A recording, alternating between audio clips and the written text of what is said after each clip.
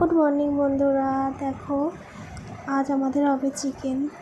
তো চিকেনটা first marinate করে নিলাম, নুন, হলুদ, লঙ্কা, তেল দিয়ে ভালো করে ম্যারিনেট করে নিলাম। তার সাথে বেটে নিলাম আদা, কাঁচা লঙ্কা, রসুন বাটা।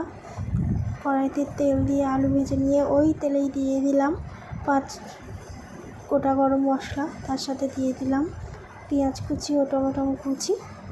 পেঁয়াজটা একটু ভাজা হয়ে গেলে দিয়ে দিলাম আদা রসুনের কাঁচা লঙ্কার যে পেস্টটা, ওইটা দিয়ে একটু লবণ, হলুদ আর একটু লঙ্কার গুঁড়ো সামান্য দিলাম, দিয়ে ভালো করে কষিয়ে নিলাম। নিয়ে একটু সানরাইজের মিট মশলা দিলাম, দিয়ে ভালো করে কষিয়ে নিয়ে তাতে চিকেনটা, ম্যারিনেট করা চিকেনটা দিয়ে দিলাম।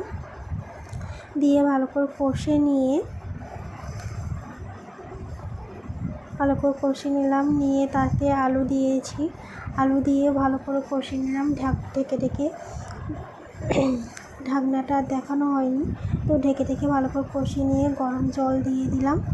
গরম জল দিলে তরকারির কালারটা বেশ সুন্দর আসে, টেস্টও হয় ভালো।